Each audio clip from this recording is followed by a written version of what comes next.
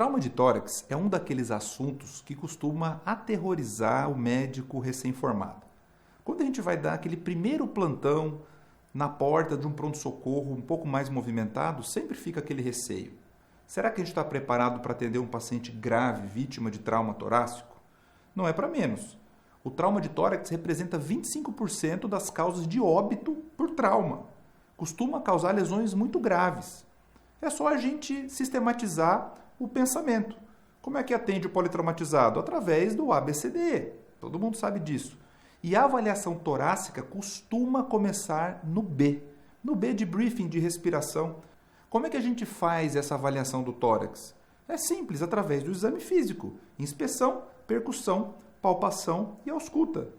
Somente através do exame físico é possível realizar uma série de diagnósticos, principalmente das lesões que são mais ameaçadoras à vida. É claro que se o paciente estiver bem, estiver estável hemodinamicamente, a gente vai recorrer a alguns exames, principalmente a radiografia do tórax, que vai ser muito útil.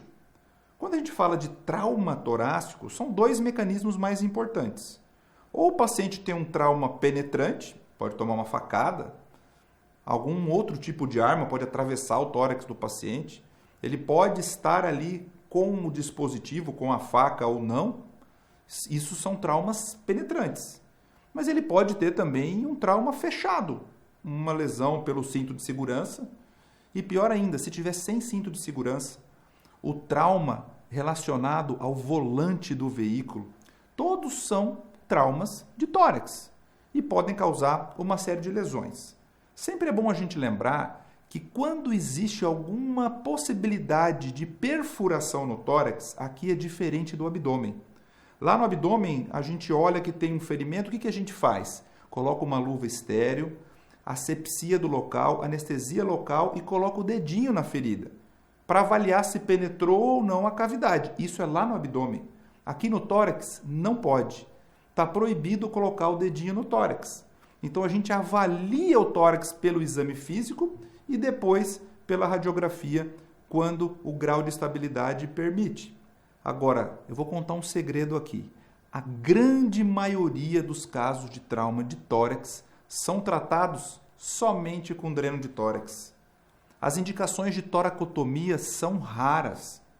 Então, se a gente aprender a realizar esse procedimento simples, que é a drenagem torácica em selo d'água, é possível resolver a grande maioria dos casos. E aí tem que entender esse dispositivo. O que é isso daqui?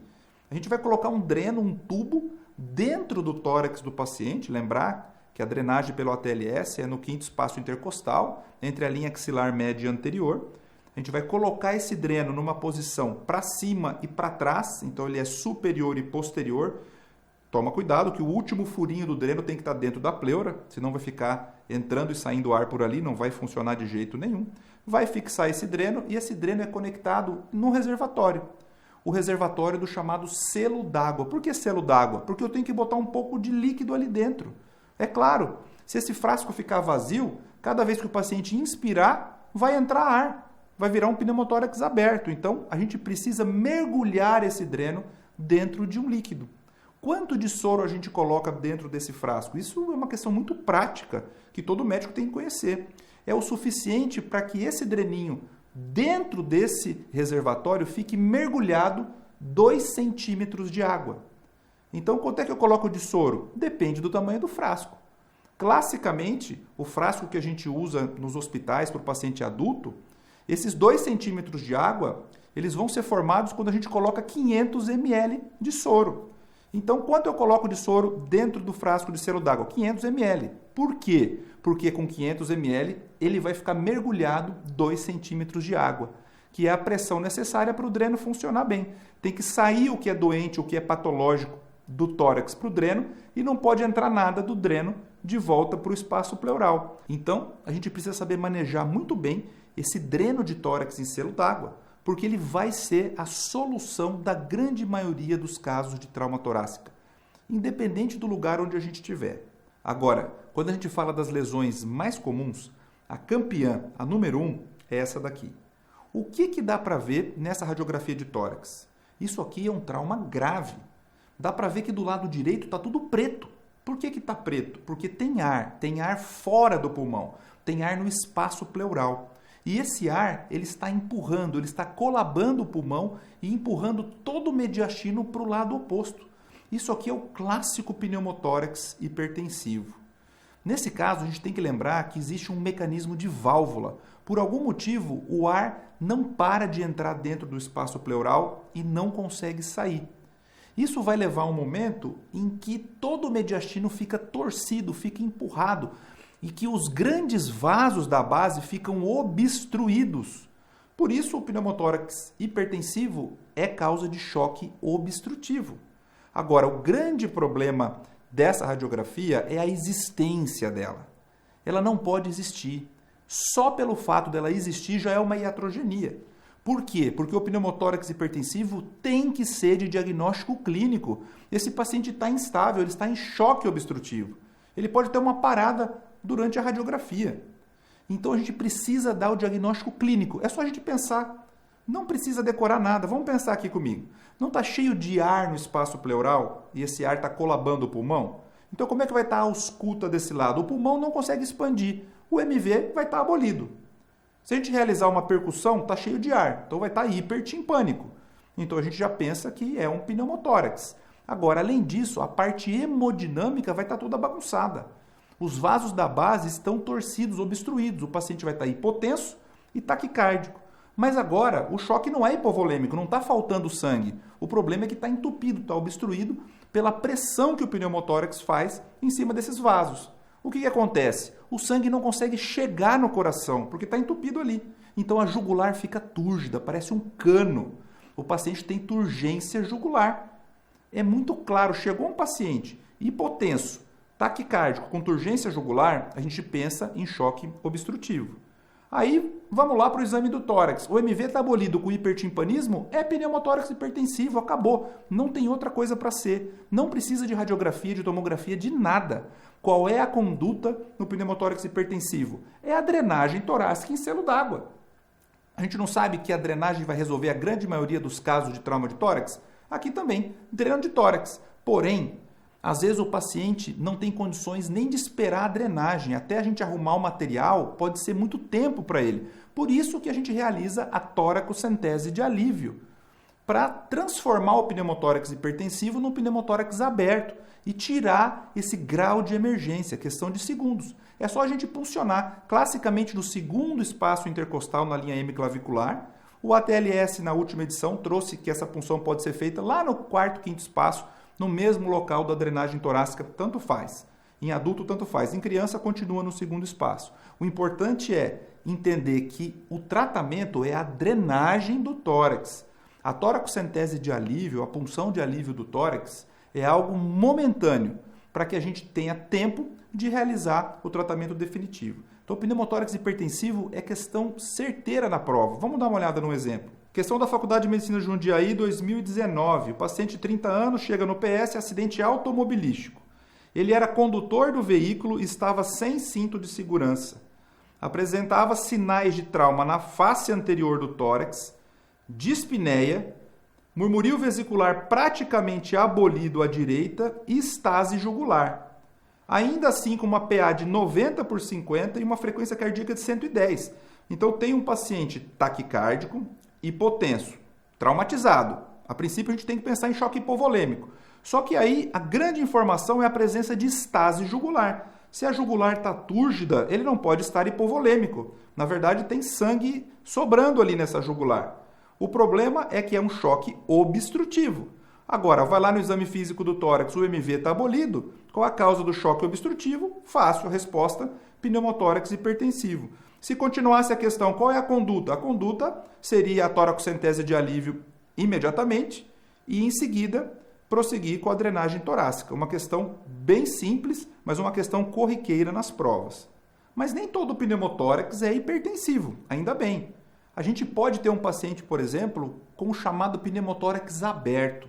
O que é um pneumotórax aberto? Tem um buraco no tórax.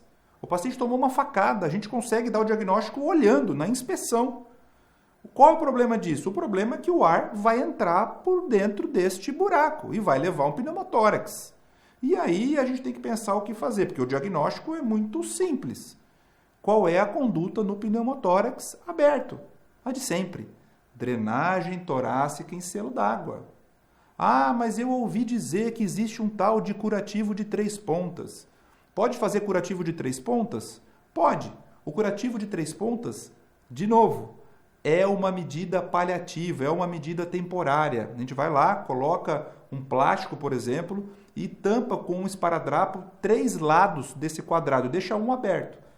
Seria uma forma inteligente, quando a gente não tem dreno de tórax, de fazer com que esse pneumotórax vá se esvaziando devagarzinho. Por quê? Quando o paciente inspira, esse plástico colaba e não entra ar de fora para dentro. Quando ele expira, teoricamente poderia sair e esse pneumotórax pode ser drenado lentamente. Isso é uma medida temporária, para quando a gente está num local que não tem dreno de tórax. Para encaminhar o paciente, a gente manda dessa forma, com o curativo de 3 pontas. Agora, a grande questão do pneumotórax aberto, o que não fazer? A gente não deve, de jeito nenhum, suturar o ferimento antes de drenar o tórax. Então, primeiro drenagem torácica em selo d'água, depois sim, eu vou fazer asepsia, vou anestesiar e vou suturar o ferimento, não tem problema. Por que não sutura antes de drenar? Porque senão existe o risco desse pneumotórax aberto se transformar num pneumotórax hipertensivo.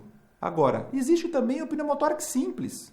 Ele não é hipertensivo, ele não é aberto, existe um pouco de ar fora do pulmão, mas o pulmão consegue ainda se expandir.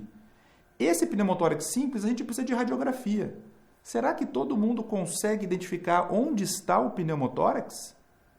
Vamos prestar bem atenção na chamada linha de pleura. O que é a linha de pleura? Dá para a gente ver a diferença da pleura visceral do pulmão. Tem um pouquinho de ar, está preto para fora dessa linha. Tem que prestar bastante atenção e treinar bem o olho, porque tem questão de prova simplesmente com imagem para dar o diagnóstico. E na vida real também é preciso identificar o pneumotórax. Esse paciente pode estar assintomático. É difícil a gente ver alguma alteração no MV, na percussão. Na radiografia, sim, tem ar. Qual é o tratamento do pneumotórax, mesmo que simples, no trauma? Drenagem torácica em selo d'água. É possível realizar um tratamento clínico, um tratamento conservador, uma observação nesses casos? É possível em pacientes estáveis, totalmente assintomáticos e com pneumotórax muito pequeno. Mas o clássico, se é traumático, é drenar o tórax. Agora, não é só ar que pode estar presente no espaço pleural. Também a gente pode ter sangue. O chamado hemotórax, muito comum nos pacientes politraumatizados. Se o paciente tiver um sangramento muito volumoso, pode ter até um hemotórax maciço. O tórax é um dos locais que cabe muito sangue, pode chocar o paciente. E aqui o choque vai ser hipovolêmico, que é o principal tipo de choque no trauma. Então, pacientes politraumatizados com trauma de tórax chocados, a gente sempre tem que pensar em choque hipovolêmico como uma das principais causas. Como é que esse paciente vai se apresentar? Ele vai estar hipotenso, ele vai estar taquicárdico, ele vai estar pálido, a jugular vai estar desaparecida, não está túrgida mais. A jugular está seca. Por quê? Porque o indivíduo não tem sangue, está colabada. Agora, o choque é hipovolêmico. Então, como é que a gente diferencia do pneumotórax hipertensivo? Os dois têm MV abolido, os dois estão hipotensos e taquicárdicos, os dois estão em choque. Só que no hemotórax maciço, o choque é hipovolêmico. Então, o paciente está pálido, a jugular está colabada e a percussão é maciço, porque tem líquido, tem sangue. Já no pneumo hipertensivo, o paciente tem jugular túrgida, estase jugular, porque o choque é obstrutivo, e a percussão é hipertimpânico. Então, a clínica e o exame físico vão diferenciar. A gente consegue saber somente pelos dados clínicos. Vamos dar uma olhada na radiografia do paciente com hemotórax. É diferente também da do pneumotórax. Nesse caso, um dos lados está mais branco, porque está cheio de líquido, está cheio de sangue. Então, precisa dar o diagnóstico também pela imagem. Quanto mais sangue, mais branco. Se tiver um pouquinho de sangue, pode ter só um velamento do seio costofrênico. Aí tem graus diferentes de hemotórax. Qual é que vai ser o tratamento desse paciente do hemotórax maciço? Drenagem torácica em selo d'água. Sempre a drenagem torácica vai resolver a maioria dos casos. Porém, muito cuidado. Se esse paciente tiver muito sangue, e aí tem alguns números cabalísticos, Se sair mais de 1.500 ml de sangue de uma vez na hora que drena o tórax, saiu 1.500 ml de sangue, para tudo e vai para o centro cirúrgico. Indicação de toracotomia, lá no centro cirúrgico. Por quê? Porque é muito sangramento. Provavelmente tem um sangramento ativo aí dentro. Não parou de sangrar. Ou então, se o paciente tiver um sangramento contínuo e importante, mais de 200 ml por hora, nas próximas 2 a 4 horas, também tem indicação de toracotomia. Essas indicações gostam muito de cair nas nossas provas. Então, é um momento que o dreno sozinho não funcionou. Agora, além do ar causando pneumotórax, do sangue causando hemotórax, a gente pode ter também lesão no parênquima pulmonar e na caixa torácica, que é o famoso tórax instável com contusão pulmonar. O que é esse tórax instável? É quando existe um trauma tão importante que acaba fraturando várias costelas. A gente encontra várias fraturas de costelas, muitas vezes fraturas diferentes no mesmo arco costal. Qual que é o problema disso? Primeiro que fratura de costela dói muito e o paciente com dor já tem dificuldade para respirar. Qualquer movimentação tem dor, ele começa a ter aquela respiração mais curta, não oxigena muito bem.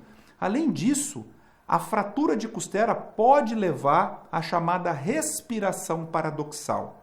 O que é respiração paradoxal? Cadê o paradoxo? É só a gente pensar, quando a gente vai inspirar, a caixa torácica expande. Quando a gente vai expirar, a caixa torácica contrai. Aqui é o contrário. Como as costelas são todas fraturadas, a gente perde essa mecânica ventilatória. Então, na hora de inspirar, que eu preciso que minha caixa torácica expanda, na verdade ela contrai. Isso acaba dificultando muito a respiração. Então, falou em respiração e movimento paradoxal, vamos lembrar do tórax instável, às vezes chamado de tórax flácido, em algumas questões. E qual que é a conduta nesse caso? O que a gente tem que fazer? Primeira coisa, analgesia. Tira a dor do paciente, senão ele não consegue respirar pela dor da fratura da costela. É claro, tem que dar oxigênio complementar. Além disso, uma boa fisioterapia respiratória. É um tratamento simples. A princípio, a gente não vai sair operando as costelas. A costela vai consolidar sozinha, na grande maioria das vezes. Aí tem aquelas dúvidas. Precisa entubar? Tem indicação de intubação orotraqueal? Depende. Se o paciente tiver outras indicações, como uma insuficiência respiratória, a gente intuba. Só pelo tórax instável, não. Muito cuidado, porque juntamente com essas fraturas de costela, é muito comum um trauma direto no pulmão, o que causa a contusão pulmonar. Essa contusão pulmonar costuma causar mais hipóxia. Então, são dois problemas em um só, com a mesma fisiopatologia. Então, a intubação não é obrigatória. Depende se tem outras indicações de intubação. E a drenagem de tórax? Precisa drenar o tórax nesse caso? A pergunta é, tem hemotórax? Precisa. Tem pneumotórax? Precisa. Agora, se não tiver nem hemo nem pneumotórax, não precisa. Não é só porque tem fratura de costela que tem tórax instável que é obrigado a drenar o tórax. É claro que a gente tem que ter muito cuidado, porque esses pacientes podem ter pequenos pneumotórax e que a gente não consegue enxergar na radiografia. E aí, em alguns momentos, quando ele entra, por exemplo, numa ventilação positiva, vamos supor que ele foi lá para o centro cirúrgico para operar uma fratura exposta, lá pela ortopedia. A princípio não tinha nem hemo nem pneumotórax. Na hora que entubou e pôs o ventilador, aparece um pneumo hipertensivo. Tem que ficar muito de olho nesses pacientes, o médico que está conduzindo o paciente politraumatizado. Muitas questões sobre isso. Vamos ver aqui um exemplo. Questão do Sul São Paulo de 2016. Homem de 35 anos, dirigia sem cinto de segurança, foi trazido ao pronto-socorro após uma colisão em que houve um impacto do tórax com o volante. Então, mecanismo de trauma fechado, tórax, volante. Não tem evidência de trauma em face nem crânio. Não tem instabilidade hemodinâmica. Radiografia de tórax mostra múltiplas fraturas de arcos costais. Grifa aí. Múltiplas fraturas de arcos costais. O mediastino é normal. Ele está acordado, consciente, com uma frequência respiratória um pouco aumentada, de 24, e tem uma respiração paradoxal. Então, o paciente com trauma de tórax fechado, com o famoso tórax instável com respiração paradoxal. Ele dá a gasometria e ele pergunta o que a gente deve fazer, qual é a conduta diante de um paciente com tórax instável. Na letra A, drenagem profilática do hemitórax? Não falou de hemo nem pneu, a princípio não drena. Cricotireoidostomia? Não, isso é do A, nós estamos trabalhando aqui no B já. Letra C, a resposta, aspiração suplementação de oxigênio, controle da dor, fisioterapia respiratória e evitar a hiperidratação, não encharcar o paciente, um tratamento clínico de suporte. Na letra D, precisa entubar? Só por isso não. Letra E, fixação imediata de arcos costais? Também não. Na maioria das vezes, as costelas vão se consolidar sozinhas. Então, é uma questão bem clássica de tórax instável com contusão pulmonar. Agora, existem lesões em outros órgãos dentro do tórax. Aí a gente tem que pensar em coração, grandes vasos, mediastino. E um dos campeões da prova é o tamponamento cardíaco. O que é o tamponamento cardíaco? É um sangramento dentro do saco pericárdico que acaba dificultando o coração realizar o trabalho dele. O coração não consegue expandir, não consegue bater. Por isso que no paciente com tamponamento cardíaco a gente tem choque obstrutivo, porque existe uma obstrução mecânica ao funcionamento do coração. Não é choque cardiogênico. Choque cardiogênico se a gente tivesse, por exemplo, uma falência de bomba, um infarto. Aqui não. O coração tá bom, tá normal. O problema é que ele não consegue cumprir o papel dele. Por quê? Porque está obstruído ao redor. Esse paciente com choque obstrutivo, ele vai ter hipotensão, ele vai ter taquicardia e vai ter a turgência jugular. Vamos lembrar da tríade de Beck? O que é tríade de Beck? Hipotensão, turgência jugular e hipofonese de Bulhas. Como é que a gente faz para dar o diagnóstico no pronto-socorro? Como é que a gente faz para diferenciar do pneumo hipertensivo? Eu tenho um macete que é mais fácil do que ficar buscando hipofonese de Bulha lá no PS. Sabe o que a gente faz? Procura e veja se o paciente tem choque obstrutivo. Está hipotenso, taquicárdio com turgência jugular? Sim, tem. Agora vamos lá avaliar o MV. Como é que está o tórax? Como é que está o pulmão? Se o MV estiver normal, é tamponamento cardíaco. Porque se fosse pneumotórax hipertensivo, que seria a outra causa do diagnóstico diferencial, o MV estaria abolido. Então a gente consegue diferenciar facilmente. Parece o pneumotórax hipertensivo, só que o MV está normal. Sobrou quem? Tamponamento cardíaco. Então, diagnóstico clínico muito importante. É possível fazer também um FAST para avaliar se tem líquido no saco pericárdico? Também isso pode ser feito até no exame primário. Qual é a conduta no tamponamento cardíaco? Essa aqui, muita gente erra. A conduta é toracotomia. Tamponamento cardíaco em paciente politraumatizado é toracotomia. É tratamento cirúrgico. Ah, mas eu conheço a punção de Marfan, a pericardiocentese. Não faz mais isso? Calma, é possível realizar pericardiocentese, colocar uma agulhinha no saco pericárdico, puncionar e tirar 20, 30, 40 ml de sangue. É possível fazer isso. Melhora a parte hemodinâmica do paciente, mas, de novo, isso é algo temporário. O tratamento desse paciente é toracotomia. Até chegar lá no centro cirúrgico, se o paciente estiver muito grave, é possível sim realizar uma pericardiocentese de alívio, que é a punção de Marfan, por um médico experiente. Se não tiver experiência, é melhor não fazer, que vai acabar causando iatrogenia. Tem que pensar na possibilidade de lesão de aorta. O achado clássico inicial é o alargamento de mediastino. A radiografia vai dar o primeiro sinal para pensar na lesão de aorta. Mediastino maior do que 8 centímetros, a gente tem que pensar. Podem ter outros dados mais indiretos, como, por exemplo, fratura dos primeiros arcos costais, fratura de clavícula e de primeira costela, por exemplo. Isso é significativo. Acontece só em traumas de alta energia, bem na região em que a aorta pode ser lesada. A gente pode ter, por exemplo, a traqueia desviada para a direita. São todos sinais indiretos. Mas quando a gente tem suspeita, vamos direto para a tomografia de tórax, de preferência a angiotomografia. Aí sim, a gente vai avaliar toda a anatomia da aorta, vai entender como aconteceu esse trauma e vai programar o tratamento. O tratamento vai ser cirúrgico. Só que na maioria das vezes, hoje em dia, a gente vai para um tratamento endovascular. Coloca uma prótese para corrigir aquela lesão ocasionada pelo trauma. Agora, tem uma situação que todo residente de cirurgia sonha fazer, que é realizar uma toracotomia lá no pronto-socorro. A chamada toracotomia de emergência ou de reanimação. Isso mesmo, a gente abre o paciente com bisturi frio, muitas vezes sem luva, sem asepsia, sem anestesia, lá na área vermelha do pronto-socorro. Mas que loucura! Quando que a gente vai ter que fazer uma coisa dessa? Quais as indicações de toracotomia de emergência ou de reanimação? Somente se o paciente tiver um trauma torácico, de preferência um trauma penetrante, e que ele tenha também uma parada cardíaca presenciada. O paciente tem que estar parado. Não está indicado se ele estiver só chocado, só instável. Não, por mais que seja muito grave, ele precisa ter uma parada presenciada. E aqui é aquele paciente que chega com sinais de vida e durante o atendimento ele para. Se ele tem um ferimento torácico penetrante, está indicada a toracotomia de reanimação. E o que a gente faz nessa situação? Abre lá o paciente, a toracotomia anterolateral esquerda, abre para fazer o quê? Primeira coisa, para abrir o saco pericárdico, porque ele pode estar tamponado. E quando a gente abre o saco pericárdico, a gente vai destamponar o paciente. Além disso, ele pode ter um ferimento cardíaco, então põe o dedinho na ferida, então para tamponar o ferimento manualmente. Outra manobra que a gente pode fazer é clampear a aorta descendente. Quando a gente clampeia a aorta, o sangue vai ser redistribuído para o cérebro e para as coronárias. E por último, fazer massagem cardíaca interna.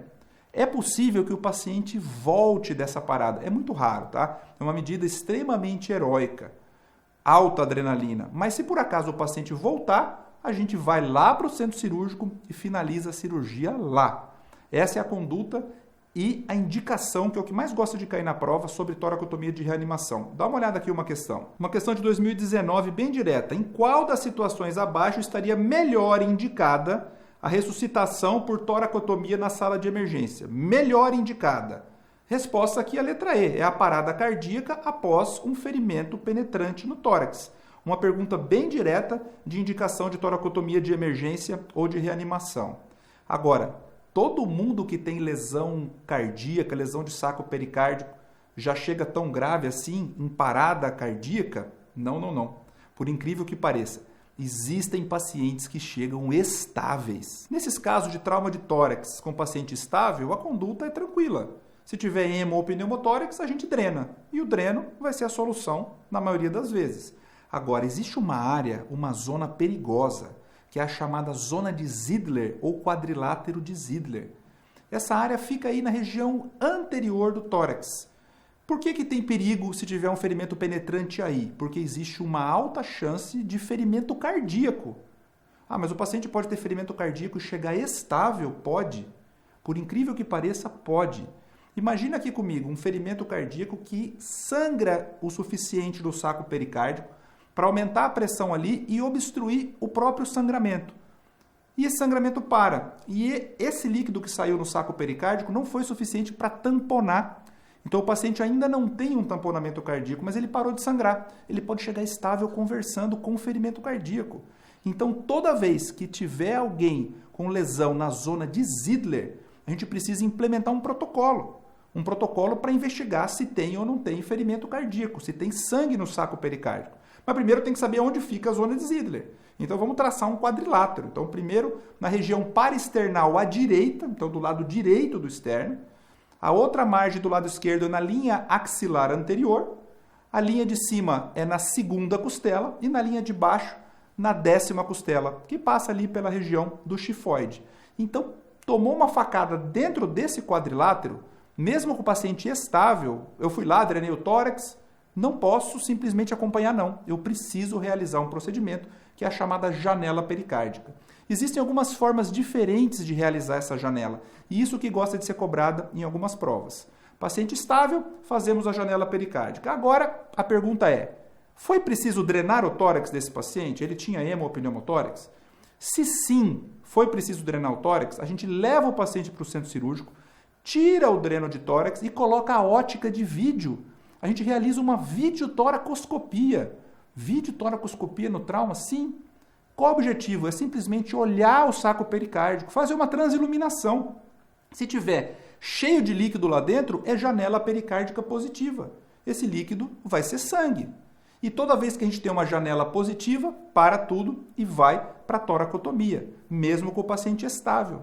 Porque uma hora ou outra ele vai acabar instabilizando.